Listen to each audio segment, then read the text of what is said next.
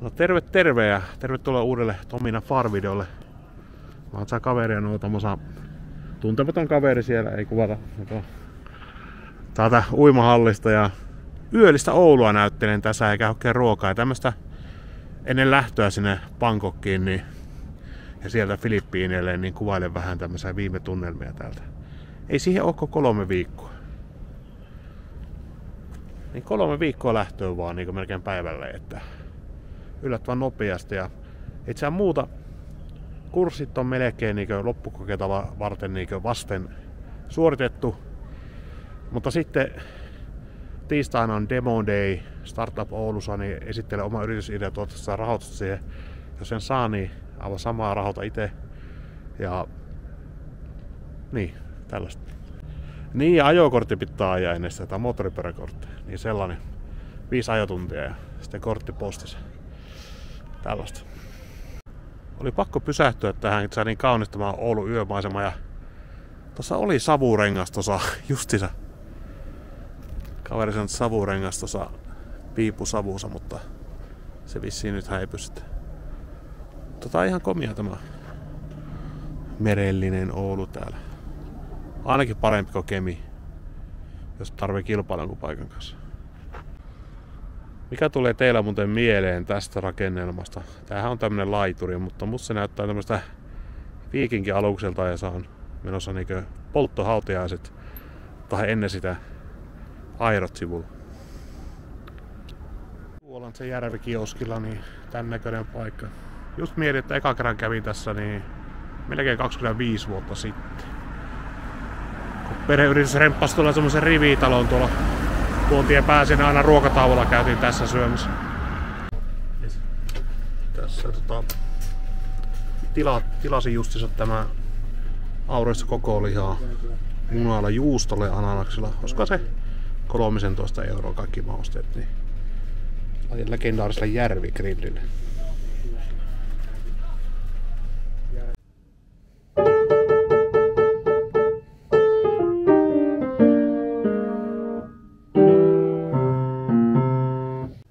Joo, tämä on pieni iltajammailu tässä kaverin Reeniksellä. En tiedä saanko videolle kysyä häneltä, mutta ihan kiva tämmönen tukikohan reenikämppä tällä kaverilla, että ennen kuin lähden Aasiaan, niin se jammaillaan vähän se.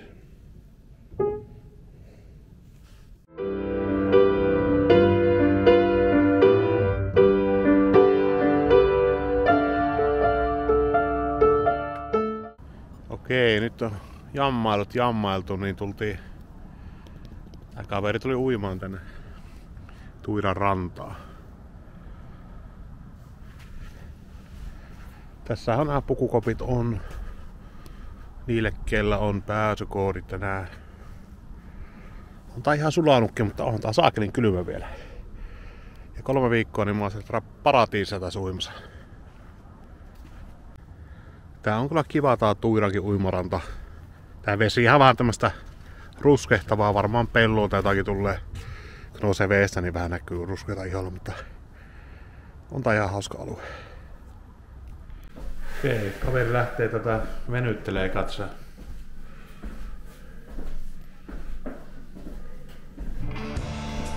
Siinä on sammakkomies. No niin, nyt se sammakkomies lähtee kokeilemaan, kannattaako Suomessa uida.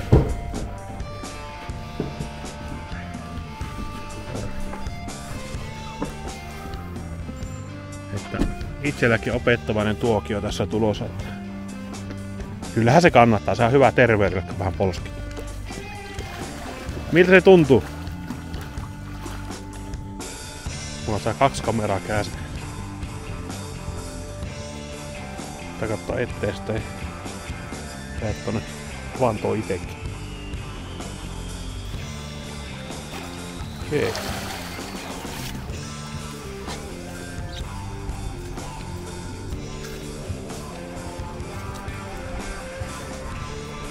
Kyllähän tämmönen talviuimari on kova jätkä. No, piti laittaa vieraskirja tää nimi tähän. Niin jos joku käy täällä, niin Tomina Far. Ei mun kotia päin. Joo, tuli se kämpille, niin ei hemmetti, mä oon kyllä sokea pöllö. Tämmönen löytyi lattialta. Tää on se mikki, joka oli kadoksissa melkein kuukauden. Se on ollut vaan tossa. Se on varmaan tippunut takin liepeistä jostakin. Ja tää sokea pöllö ei niinkö näe omia jalkoja. Että justiis. Hyvä, että löytyy. Okei, moro vaan kamut. Nyt on seuraava päivä. Ja mä puhun mikkiin tässä. Siistiä, puhun mikkiin. Mä perheen tässä kodassa. Porukoiden kodassa paistelen makkaraa. Tai söi jo yhden makkaran, mutta tuossa pari tommoista ryyniä vielä. Niin ryynimakkaroita on, mutta säästelen oluita, niin juon muutaman lonkeron tässä, että meidän makeasta tykkää hirveästi, mutta kyllä lonkerot sitten pahimpaan menee.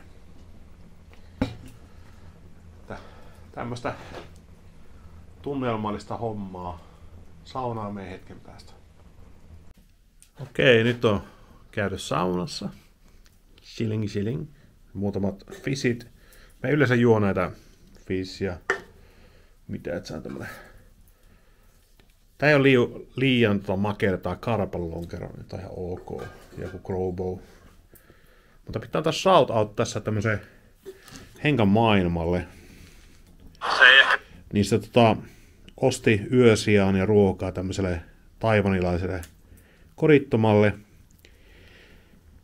Niin käykää kattoo video tuolta Henkan maailma YouTube-kanavalta. Itse asiassa tää on jäsenille, tää video tulee viikon päästä tuo. Serkka kikisä niin edespäin. Mutta kuitenkin tässä on siis lauantai-ilta nyt kyseessä, niin isä oli ostanut tämmöstä Hailuodon Panimon tuotteita, niin tässä on myös ilmainen shout-out tuolle Hailuodon Panimolle. En ole vielä avannut tää pulloa, kun tähän tarvii mun mielestä lasiin, kun tää on tämmönen niin 0,75 litrainen ja ei tästä pullosuusta silleen oo kiva juo, niin mä mitään sisälle ja tai tuonne asuntoon ja sitten arvostelee sitten siellä arvovaltaisen Tomina Far-arvostelun. Mutta on tää Hailuodon Panimo. Olen näitä aikaisemmin juonut siis joku 6 vuotta sitten, että en muista, että olisi pahaa ollut kyllä. Voisin tähän päivittää vähän, että kuulumisia tai tämmöisiä suunnitelmia Filippiinille menoon ja mitä mä siellä suunnittelen tekeväni ja miksi mä nyt meen sinne. No, ensinnäkin mä meen sinne, koska mä oon niin paljon erossa mun lapsista nyt. He ovat todella nuoria. Vanhi on 8, sitten on 5 ja melkein 3-vuotias. Ja mä oon ollut ensimmäistä kertaa heidän eläessään niin näin pitkään erossa heistä. Eivätkä ne ymmärrä tietenkään, että isä on eri kansalaisuutta ja välillä täytyy olla kotimaassa, koska ei ole ehkä karttapallokaan tuttu tämän ikäisille lapsille. Ja ootas muistiinpanot tossa. Niin ensinnäkin sen takia pitää käydä sitten ja olla heidän kanssaan. Se on ihan luonnollista. Ja mun lähtö on nyt 19.5. 5 illapäivällä Helsinki-Vantaalta Dohaan ja siellä on melkein 3 tunnin layoveri ja sitten sieltä tonne Bangkokkiin. Ja Bangkokissa on muutaman päivän tai sitten käynyt jopa Pattayalla, mutta tarkoituksena on teettää siellä vaatteita, kesävaatteita, semmoisia mukavia, että Filippiinillä valitettavasti ei osata tehdä räätälöityjä vaatteita ja isoille miehille löytyy vaan näitä käytettyjä amerikkalaisia vaatteita, jotka on ostettu semmoisessa niin kuutiometrin bundleissa, kuutiometri niin tämmöisiä kierrätysvaatebundleita, mitä myyään siellä sitten kilpputoreilla Filippiinillä, niin sieltä löytyy vaan niin XXL tai semmoista, niin kuin, jos on iso suomalainen mies, ei välttämättä edes mikään ylipainoinen, jos on leveät hartiat, niin ei sieltä löydy vaatteilla Filippiiniltä, niin Thaimaassa on niin paljon turismia, että siellä löytyy ja siellä myös räätälit osaavat tehdä. Ja ne on kyllä bangladesilaisia tai intialaisia ne räätälit yleensä siellä Thaimaassa, mutta se laatu on tip-top tip top. Ja siis lento 19, niin mä ajattelin 16 päivä menen veljen luo Tampereelle, on siellä yön ja jatkan sieltä sitten Kotkaan vanhan Filppari tuttavan luo. Hän on se suomalainen, jolla on Filppari tyttökaveri, niin sinne yöksi ja sitten sieltä Helsinki-Vantaalle. Ja katsotaan, onko mä Tampereen 2 yötä tai sitten siellä 2 yötä Kotkassa. Mutta... Ja Bangkokissa siis 25. on sitten. Ja mitä me sitten Filpparilla suunnitelmassa ensimmäisenä on ainakin se, että hankin kansalaisuudet lapsille, Suomen kansalaisuudet. He ovat filippiiniläisiä tällä hetkellä, eikä ole virallisesti mitään siteitä Suomeen, paitsi Äät sukunimessä, Järvenpää, niin Äät on sen sukunimessä ja heidän virallisissa papereissaan, joka on aika erikoista Filippiineillä, mutta he ovat järvenpäitä. Ja siellä on 3 järvenpäätä siellä Filppareilla. Ja valitettavasti voi hankkia kansalaisuus vain 2 lapsista, niin koska ensimmäisen lapsen äiti, jos puhuu tässä niin suoraan, niin se oli liian vaarallista hankkia se, laittaa oma nimi sinne isyyspaperiin. Koska hän on vähän semmoinen persoona, että siinä olisi voinut tulla jotain kiristystä ja tämmöistä. Niin olemme yhteydessä lapsedin kanssa niin monta kertaa viikossa ja avustan ja kaikkea tämä vanhemman kanssa, mutta se äititilanne on semmoinen, että ei pysty. Ei pysty laittamaan virallisen paperin nimeä, koska mä olisin ollut varmaan siellä sellisää pitkään aikaa ja kiristettävänä. Niin oma itseäni suojelakseni valitettavasti ei pystynyt sitä tekemään, mutta Aisan kanssa tietenkin ollaan käytännössä aviopari, niin kaikki hoituu ja sitten lapsista ne tulee suomalaisia vuodessa siellä. Se vaatii pari Manilan reissua ja toimisto ja paperis ottaa niin kuin normaalisti, että eipä siinä, mutta yritän tehdä mahdollisimman kivat reissut Manilaa, että sellainen perhereissu, että käydään huvipuistossa ja ostoskeskuksissa ja sitten tämmöistä, ja otetaan tämä veljen poika avuksi sinne meille. Meillä ei tietääkseni ole autismia perheessä, mutta tämä täyttää kyllä jonkun määritelmän, että miten hyvin kerää näitä munalootia niin näin järjestelmällisesti. Ja tässä on vielä toinen samanlainen. Herran Jumala.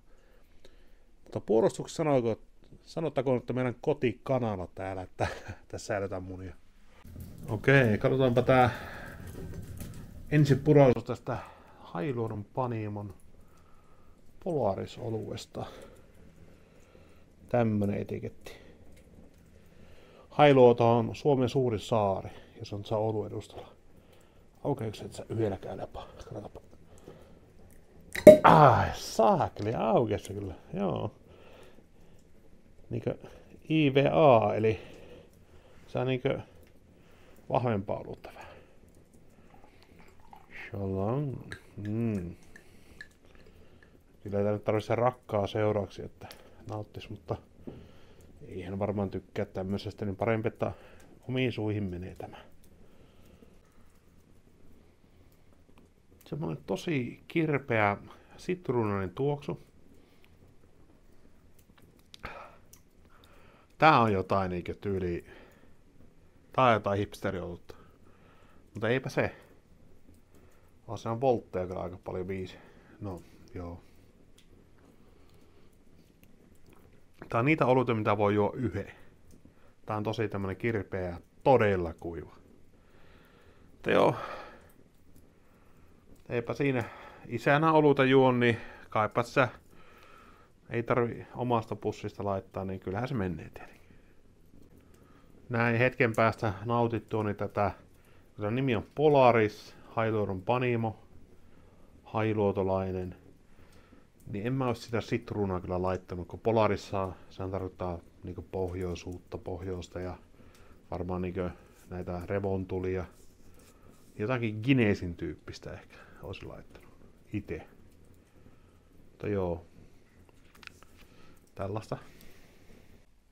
katselin tää Henkan maailman kikkiliveä, niin tuli mieleen, että siinä kun hän puhuu siitä, että kannattaa ottaa aikaa, että kun tulee Bangkokkiin eka kertaa, että se saattaa olla aika hälyinen ja tämmönen suomalaisille aika kummallinen paikka ja kaikki tulee päin kasvoja, se lämpö ja tämmöistä. Niin mulla tapahtui päinvastoin, kun mä tulin Filippiineiltä Bangkokkiin, niin mulle taas se oli semmonen hengähdys semmosesta sivistyksestä. Ja sitten oli tilaa ja siisteyttä ja jalkakäytävä, missä kävellä. Ja hyviä tuotteita 7-Elevenissä ja sitten tuntui ja näki ensimmäistä kertaa Aasiassa sähköautoja siellä, Tesloja, YMS. Niin se on jännä, kun aloitin reissaamisen oikeastaan silleen tavallaan samalla reissulla vuodesta 2013. Niin kävi silloin Bangkokissa ekaa kertaa, niin silloin se oli semmoinen, että Kaakkois-Aasia, että onpas erikoista ja kaikki lyö päin kasvoja silleen se ääni ja hajuut ja tämmöistä. Mutta nyt sitten, kun oli marinoitunut sillä Filippiinillä niin pitkään, niin sit se Bangkok ei tuntunut enää. Se oli sitten takas sivistykseen tavallaan. Onneksi isä on jo nukkumassa, niin hän ei tiedä, että mä vien sen kaikki lempioluet nyt huiviin, niin kuin tässä YouTube-testailumielessä. Niin, tämmönen seuraavana nyt testissä. Laita uuden kalikan tonne näkyy vähän kivemmin. Hailuodon Panimon Special erityisin hetkin luomuolut. Tää on pikkusen tujun 5,3%. Ja se viimeksikin lähti tää merimieskorkki. No mun mielestä tää jotenkin tulee meidän rommipullot ja tämmöstä merirosvot. Niin. Hups! Noniin. Kuohuko. Ui, sehän on kuohu, no niin. Se on innostunut nuori pullo vielä. Se lähti kivasti siitä. Eka purasu.